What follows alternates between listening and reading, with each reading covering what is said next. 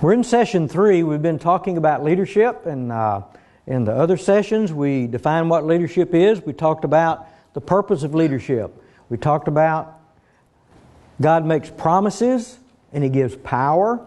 We talked about some leader qualifications. And in this session we're going to go back and sort of unpack, if you will, and talk about the how. We talked about the what leadership is. Now we're going to talk about how do you do this. So, if you remember, we gave a definition of leadership, but when you look at a process, and we talked about leadership being a process, and that process involves 3 distinct phases. And those phases are vision, planning, and execution. And we're going to look at all of those individually. Now, as a refresher, this is what we define leadership as. It's a process of influencing, enlisting, engaging, and then equipping people over a period of time to achieve identifiable results. It would be good to have a good example to sort of walk through. And there's a lot of examples that we could use. We could talk about Joseph, how he rose to power in the Egyptian empire. We could talk about Solomon as he led in the actual building of the temple. Of course, Jesus in leading His disciples in ministry, and maybe Paul in the early church. But there is one that to me really stands out, and that's Nehemiah. And the reason it stands out is it gives the whole process.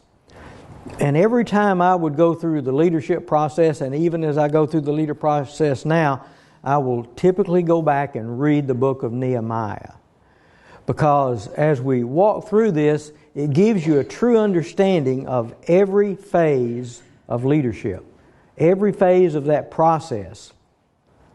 So what are the phases of that process? Well, first there is the vision phase. Then we'll talk about the planning phase, and then finally the execution. So what is the vision phase? This is where a leader really starts to understand God's objective and surrenders to God's will to achieve that objective. And you remember sort of a short definition is leading people onto God's agenda. Well, where do you get that agenda? It comes in this vision phase. And this is where God called the leader and starts to reveal that objective to him. Then you move into a planning phase. And this is where God reveals more of the plan to the leader. And the leader starts to develop more detailed plans to achieve God's objective. And there's 2 areas in this. One is developing the plan. And another really important part is then communicating that plan. And then finally, in the next session, we'll talk more about the execution phase. And in execution, this is where you move to actually accomplishing the vision. You're executing that plan. And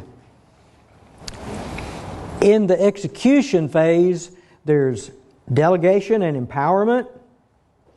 There's accountability, holding people accountable. There's overcoming opposition. Now, do you think as a leader that you're going to experience opposition? Well, I don't want to burst your bubble, but if you're going to be a leader, you're going to have opposition. And we'll talk about a little bit about how do you handle opposition. And then we'll talk about celebrating the success as a leader and with the followers. So let's unpack this a little bit. The vision phase is probably one of the most misunderstood and maybe even misapplied people don't have a grasp of what a vision is. Simply put, a vision is being able to see things as they could be rather than as they are.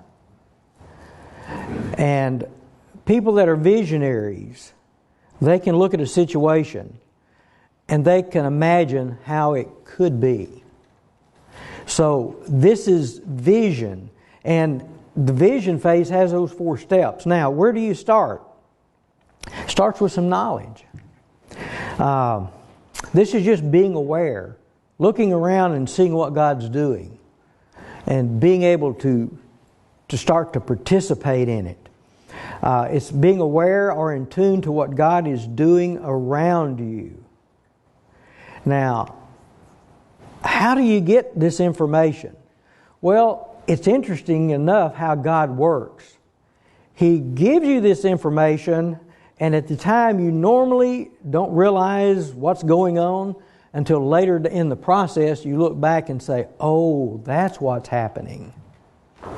And where does this information come from? Well, it can come from just friends.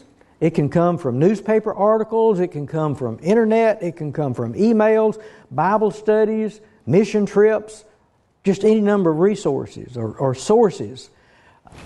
Quite frequently, people that go on maybe a short-term mission trip, they make a mistake in getting some knowledge.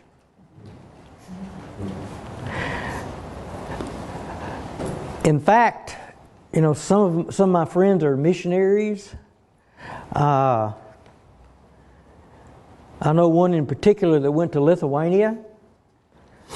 He had never even heard of Lithuania until he took a trip, just a trip to Lithuania. And so this is where it starts. This is where it started with Nehemiah. Sort of set the tone here. Nehemiah was the cupbearer for the king of Persia. Now, that sounds like a big deal. He carries the cup. But it was a very high-placed position. He was happy. Life was good. I mean, he had all that he could want, and he made a mistake. And the mistake was he asked his brother, Hananiah, says, how's it going back in Jerusalem? And Hananiah said, it's not going good, Nehemiah. It's not going good at all. The walls are torn down. The people are despised by the other people of the area. It's a horrible situation. And so Nehemiah picked up that information. Now, what happens after that? And this is a process that you go through when God starts to reveal a vision to you. The next step in that is the burden. It's the point to where you start to become more personally involved. You start to think about it. God brings it to mind. It's God's working in the leader's heart to see what's wrong and what improvements need to be made. Now, this can be in the corporate world. This can be at school, in the academic world. This can be in ministry. It can be in the church world. But where you start to see how things are and then start to think about how it could be. Now, when you get to this, it starts to burden you. So what happened with Nehemiah? First, he heard about it, and then he started to weep over it. God started to get his heart. Now, this is where we tend to say, this is the need, I see how it could be, and I'm really concerned about it. And then life's good. Then all of a sudden, we get to this surrender phase. You know, this is where people tend to say, boy, this is a situation and somebody needs to do something about it. And with a vision, what happens is God starts to tap you on your heart and say, how about you? Whoa. Me? Not me. And you can't shake it. And then you start to negotiate with God. Well, okay, God, if you'll tell me more about it and help me form the plans, then I'll think about it. God says, no, you know all you need to know. I want to know, will you do whatever I ask you to do to accomplish a vision that I will give you? God wants you to sign a blank check. Whether this is on the mission field or taking on a new project in the corporate world or taking on another class, these are the steps. And you have to get to the point to surrender. And in that negotiation, what you start to say is, God, if you'll tell me more about it, then I'll surrender. And God says, no. Will you do what I ask you to do?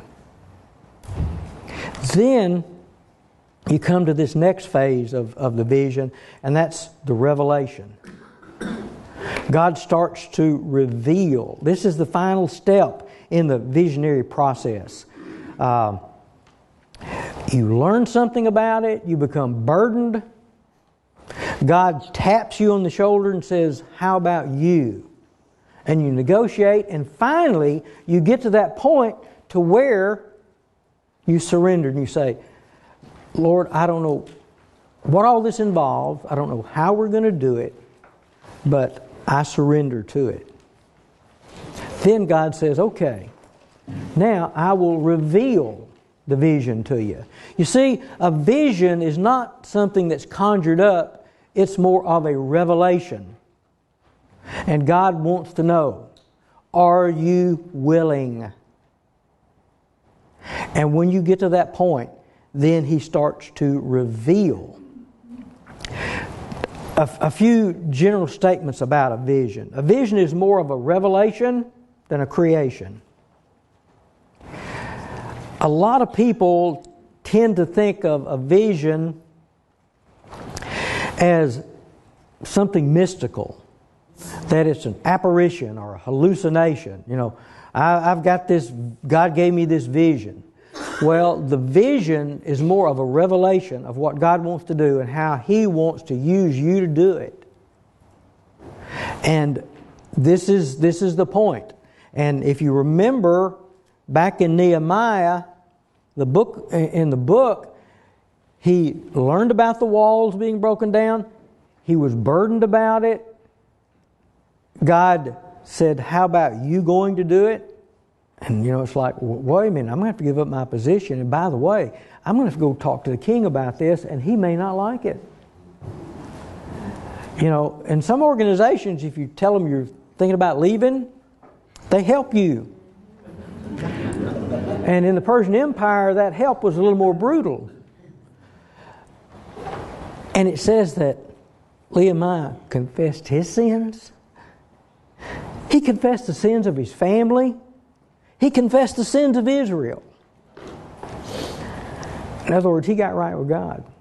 He really got surrendered. And this is the scary part of a vision, because a vision that's given by God is something bigger than you can do. If a vision is something you can do by yourself on your own, it's not a big enough vision. A God-given vision will scare you to death. You want me to do what? But that's why it's a God-given vision. And how God is going to use you to accomplish His objectives and to accomplish His will. A vision is important.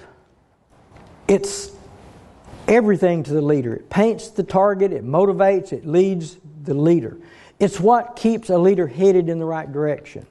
It's the vision that gets you up every morning, that gets you out of bed, that invigorates you, that gives you meaning in life. That's what a vision does for a leader. That's why leaders become and have to become passionate about what they're doing. Because God wants to use them to accomplish something bigger than they can accomplish themselves. And so when you get into this vision phase, it happens time and time again. God will give a vision. We'll go through the rest of the process.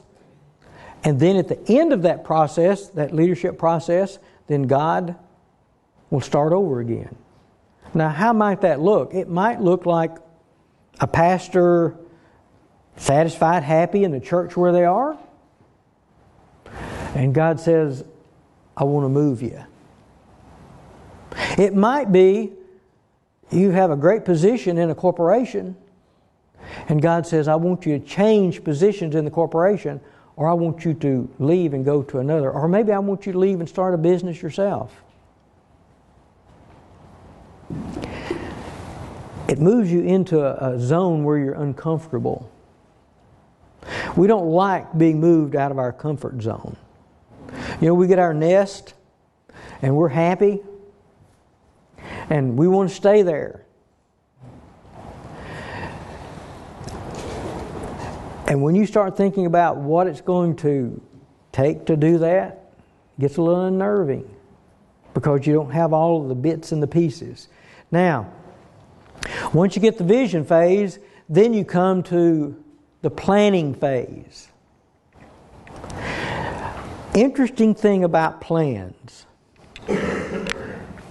First, there's a development of a plan. And it requires the ability to clearly see both the current state and the future state. Current state is more or less doing an assessment of how things are. You know, if I'm going to go from here to there, I need to know where here is. And quite frequently, people will start out trying to put a plan together of a vision without a clear understanding of what's going on.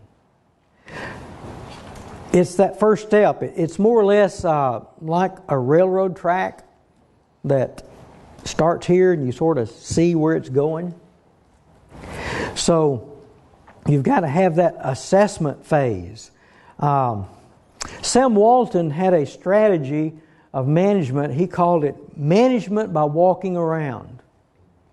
And what Sam would do, he would just appear at the stores. And he'd just walk around and see what's going on. You know, there's a TV program on called Undercover Boss. Sometimes when you're undercover, you uncover things you didn't really want to know. They're hard, harsh realities. That's why if someone they feel that God's calling them to a specific mission field, they need to go there. They need to do an assessment. Because sometimes what we perceive it's going to be is completely different. And so you need to do an assessment. You need to do a thorough assessment of what's going on.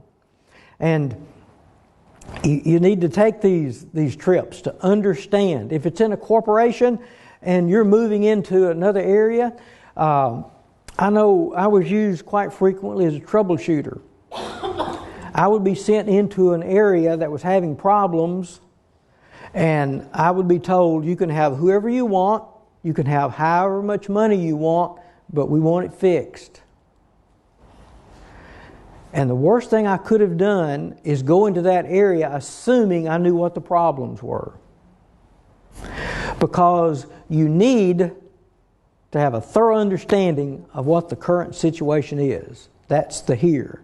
So that you can move to where you need to go. Some people would think that if God gives me a vision, I'm just going to wing it. I don't see God working that way. God is a God of order, a God of plans. Do you recall how detailed the plans were that God gave Moses on the building of the tabernacle? And later gave David and Solomon on building the temple. I mean, it was organized. And so God is a God of organization and planning. So where do you start? Once you have that vision, then you start putting that plan together. You need to outline major steps. Now, when we're going to put a plan together, it needs to conform to God's principles and His direction. David had a vision of bringing the ark back to Jerusalem. A great vision. Problem was, David's plan was contrary to what God had told them how you're to move the ark.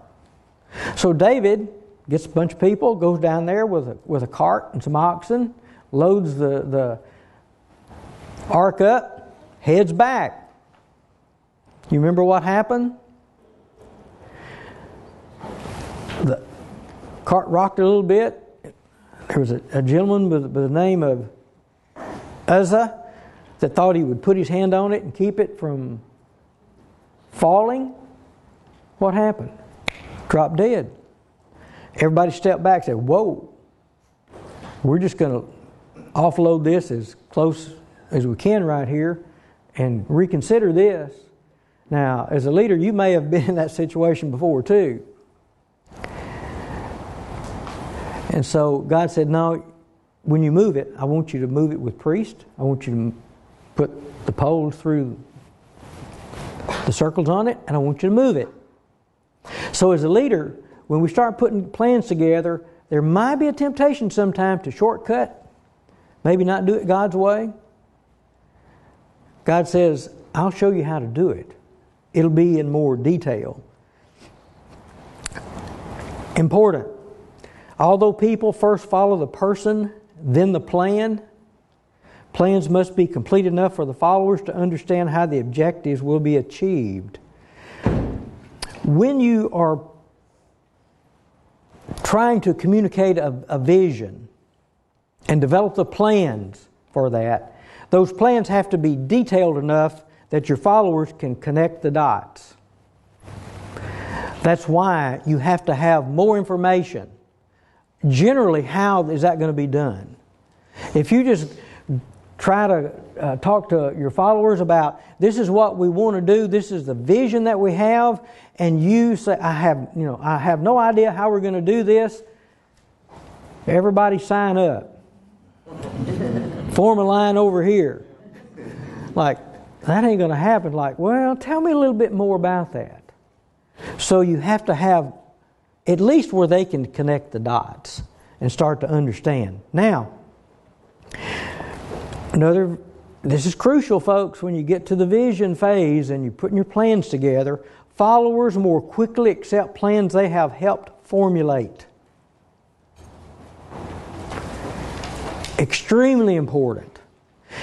Followers have to know enough to see how that possibly could be accomplished, but they need, and the way I like to phrase it, is they need to get their fingerprints on the plan. They need to have a part of it, or else it's going to be your plan, not our plan. And what do you want? You want it to be our plan. You want them to participate. I was involved in a reorganization of a corporation. I was placed on a team, and the team was to come up with a reorganization plan. And so the first meeting, this was really eye-opening to me. One of the team members came in with a stack of 3-ring binders and says, folks, this is not going to take long. I've got the plan. And I watched the body language in that room. And what happened was this. People were sitting around a table, they'd had their coffee and their donut, and they were ready to get started. And here he came in with a complete plan of how we were going to organize. They just pushed back from the table, folded their arms, and it's like, we'll see. And it was brutal. It was brutal. After about an hour, he just sat down over in the corner. He learned that it's going to have to be our plan. So what's the takeaway from that? The takeaway from that is this. As a leader, You may have the what, but your followers are probably going to have a better idea on the how you do it. So you leave the plan open enough and let them become involved in the planning process. Now, there's a real danger for leaders that are really passionate about a vision that we don't have time. We've got to accomplish this, and this is the plan. Let me tell you, it's going to take much longer than you ever thought until you get buy-in of the plan. And the way you get buy-in of the plan is that you get them involved early enough in the planning process that they can truly feel like it's their plan. David in 1 Chronicles chapter 13 verse 1 says, "And David consulted the captains of thousands and hundreds and with every leader." Wise is a leader that consults with the people they're leading on finalizing the plan. And I can guarantee you, you can take a shortcut and say, this is my plan, this is what we need to do, and y'all just need to get on board. That's going to take much, much longer than if you say, here's the general idea, what do y'all think about it? Let's put a plan together. Then it becomes their plan. Do you think you need to communicate visions and plans? Just because you have it firmly up here doesn't mean that your followers have a clear understanding of the vision or the plan. And you've got to communicate both of those, the vision and the plan. And this is, we talked about part of the start of leadership is influencing people. This is where you have to influence people. You've got to influence them to the point that they believe in what you're talking about. And then to the point of being enlisted. In other words, I see what you're saying and I think that's right, and I accept and believe that myself.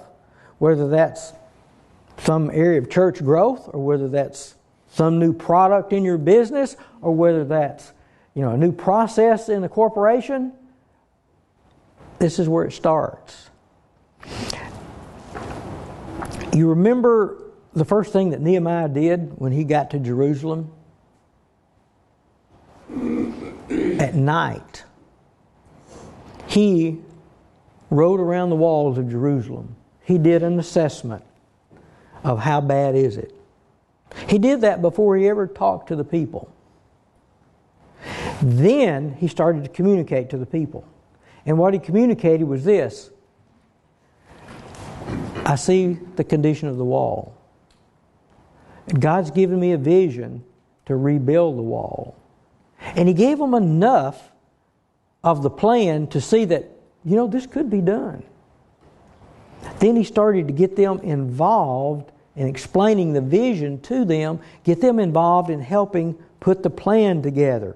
He told them in Nehemiah 2:18, "Then I told them of the hand of my God, which was good upon me, as also the king's words that he had spoken unto me. And they said, Let us rise up and build. So they strengthened their hands for this good work." Right in that verse is what we're talking about here. He communicated it, let them have a piece of the planning, and they accepted it. I mean, if you want to do a building program at a church, if you want to make changes at a church, I know that's hard to comprehend why you'd want to make changes. But it starts with explaining and communicating to people. What happens if people have questions or doubts that aren't answered? Do they expect the best or do they expect the worst? All the time. Lack of information, people will expect the worst. Every time. If you're going to make a change, they're assuming that it's going to affect them in a negative way. So you have to be able to communicate that. Now, let's talk about how you do that. Leaders shouldn't try to sell the vision, but they should share with the followers what God has revealed to them. Important. Had you rather have people that you've sold on the project or people that God has sold on the project? And this is why some missionaries on deputation, they get all balled up about trying to sell what God's laid on their heart, when what they need to do is just explain what God's laid on their heart and let God work on them. Same thing with leading any organization. You communicate it clearly and let God work on them. Vision and plans should be clearly documented for the understanding of the leaders and followers. Habakkuk 2:2. And the Lord answered me and said, write the vision and make it plain upon tables, that he may run that readeth it. If you have a vision, if you have something that you're trying to do, write it down. If you can't write it down, then how are you ever going to explain it to somebody? You need to have it succinctly in your mind so that you can communicate it. And here's a way to do that. It's called an elevator speech. And an elevator speech simply is, if you got on the first floor with someone on the elevator, and you were the only ones on the elevator, and you went up to the 10th floor, can you, from floor 1 to floor 10, tell them succinctly what your vision, the vision that God's given you? Can you do that? You need that elevator speech. You need to write it down. You need to practice it. And if you're working as a team, everyone on that team needs to have that same elevator speech, because you're communicating extremely important information so that God can work on them. And so you've got to communicate that. Although the leader should not sell the vision, he does have to clearly communicate it. Now, how do you communicate a vision? I cannot overly communicate how important communication is.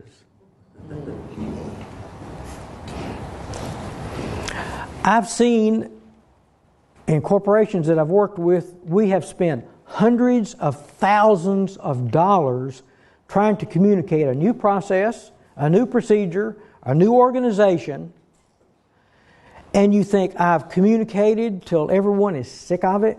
Oh yeah, when people say, I'm tired of you talking about that, don't stop. Why? Because what I found is no matter how much you communicate, you're always going to run into those people like, I didn't know that. I've never heard that. So how do you do that? You clarify by making sure everyone understands. Talk about that a little more. As a leader, if this is the vision, if this is what God's calling you to do, you need to personally own it and model it. You need to do it. For example, and this is not saying this is the right way to do it, but suppose your church decides that small groups are the way to go. Should the pastor be in a small group? Yeah. Sure. Why? Because you cannot export what you don't use. You can tell people this is what you ought to do, but until they see you as a leader modeling it, they're not going to buy into it. This is why, as parents, leaders in the home, you can tell your kids what they ought to do, but if you don't model it, it's not going to take. So the vision has to be not only communicated verbally, but it's got to be modeled. They've got to see you owning it. Carefully by using stories and examples. Stories inspire the heart. When you're going to start out on a new project, people, if you have stories of how other people have accomplished something similarly, you need to tell those stories, because stories inspire the heart. And they need to know that, hey, someone else did this, someone else accomplished this. I know I have a friend that in his ministry, he established a seminary in Lithuania and built that seminary to the point that it was run completely by nationals. Now, when he goes to other locations, he has something to tell people in other countries that, yeah, you could establish a seminary. Let me tell you what happened. It's giving that story, inspiring people. It needs to be powerfully linked to the followers. When you're communicating a vision, it's great to tell them how this is going to impact everyone else. But they need to understand, how is it going to impact me? What is it to me? Now you think that's sort of selfish, but this is the way God created us. And they want to know, how is that going to impact me? I know in a lot of reorganization efforts in corporations that I led, the first thing I did was eliminate my job. That just sort of took it off the table. And so if people see, well, he's willing to look at this and he's eliminated his job, then maybe I shouldn't be so afraid of some of the changes that are coming up. But you've got to personalize it. Frequently, by repetition and variety. How do you communicate? As many different ways as you can communicate. Over and over until they truly say, I wish you would quit talking about this. Because even when they're tired of listening to it, quite frequently they don't understand it. So let's talk about that. Suppose, let's just take a church world example. Suppose you want to do something at church. How should you communicate that? Well, you could put it on the screen in the worship service Sunday morning and everybody will see it, right? You can put it up there until you're blue in the face and people will say, I didn't know that. So how else do you do it? You do it from the pulpit. Maybe you're the one leading a project and you're not the pastor. Get the pastor to announce it. How else can you do that? You send emails out. You put it on Facebook. You put posters on the doors where they can't avoid it. When they come, guess what? They avoid it. You send text. Let me give you an example. I work with what we call life group leaders in our church. And everybody knows that we meet as life group leaders the first and third Wednesday night of every month. You should be able to say that at the meeting, and then from then on they should know that, right? No. It's like, oh man, I didn't realize this was the first Wednesday night. Or, were we meeting the first and the third? So we tell them in the meeting. Then we send out an email that says, hey, yeah, remember, we're going to meet and this is sort of what we're going to be talking about and it need to be there.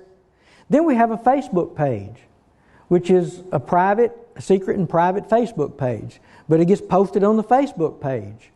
So you've told them in the meeting, you've sent them an email, they've seen it on Facebook, right? So they ought to know. So the morning of, I send a text. So there's 4 ways. And you think, well, that seems overkill. No. Because there will still be some people who say, I didn't realize we were meeting tonight. And this is the point. If something as simple as a meeting twice a month, if that's that simple, then imagine if you want to go into a building program. Or imagine at work if you want to change work procedures. Or you want to change work rules. Do you think you're going to have to communicate?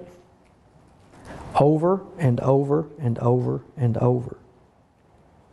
And that's why you then use things like elevator speeches to communicate the vision and communicate the plan. That's why you use taglines. In other words, until everyone can clearly communicate what the vision is, you're not there. We, in our church, and what's the vision and mission of a church? You can slice it, dice it, cut it many different ways, but it boils down to the Great Commission. And so, the vision of a church has got to be a personalized version of the Great Commission. And so, our version is we want to see life transformation. We want every life transformed to become like Christ. That's the vision. And a vision is what you want it to be. It's the noun, more or less. In other words, this is what we want it to look like. Now, we ran into this like, that's great. A transformed life. Everybody says, amen, we want to do that. Then we say, what does a transformed life look like? I don't know. So then we have a mission. And this is how we're going to have transformed lives. And that is, we're going to find God. We're going to find friends. We're going to find answers. And we're going to find purpose. You've got to know how you're going to do that. And then, what does a transformed life look like? A transformed life looks like finding God by having a personal relationship with God and worshiping God on a Sunday morning and hearing life-applicable sermons. What does finding friends look like? That means that finding friends is that you build bonds with other people in the church, particularly a smaller group. And along that line, how many close friends can you have? Well, God says He wants me to be friends with everybody. And hey, that's right. But how many people can you be close friends with? Maybe a handful. Relationships are like a pyramid. You can have a lot of acquaintances on the bottom, but you can, as you go up that pyramid, you can only have a smaller number of close friends. And see, this is what happens in a lot of organizations, that everybody wants to be friends with everybody, and that's great. I mean, we need to get along. But what tends to happen is people then sink back into the big group, and they're not really close to anyone. And so they're not really building these bonds. And as a result, we lose a lot of the fellowship. And how often do you hear people say, well, I wish our church were like a church I grew up in, where it was maybe a small church, and they had that fellowship. What they're really missing is that close bonding, and that comes with developing those relationships. But getting back to the point is, how do you make a change like that? It's not easy, folks. You have to communicate that. You have to have logos, you have to have taglines, and you say, man, that sounds unspiritual to me to have all of that. But that's part of communication. Why do you use the toothpaste you use? Now, don't misunderstand. I'm not taking spirituality and putting it down on the level of toothpaste. But I'm just telling you, to communicate with people, you have to communicate in the way that they can relate. And it's as many ways as you can.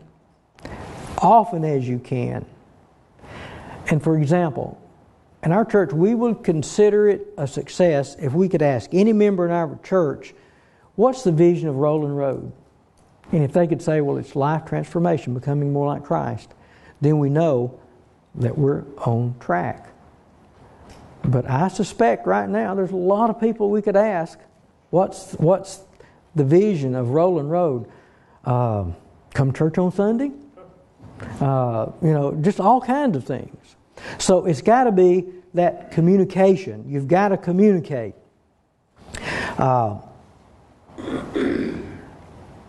I'd like to stop here, and because I want, when we get into the next phase, which is executing, and this is where it stops a lot, is that you have a vision, you have plans, and you communicate, but then you've got to execute. And there's a whole different set of skills there in executing. And I want to talk with you about that, because I've seen, and I've been personally involved in a lot of fiascos where you spent lots and lots of money, a lot of man hours, a lot of time, and it got to be the plan de jour. It's just that day, that month, maybe it lasted a year, and then it went away. Why? Because it wasn't executed.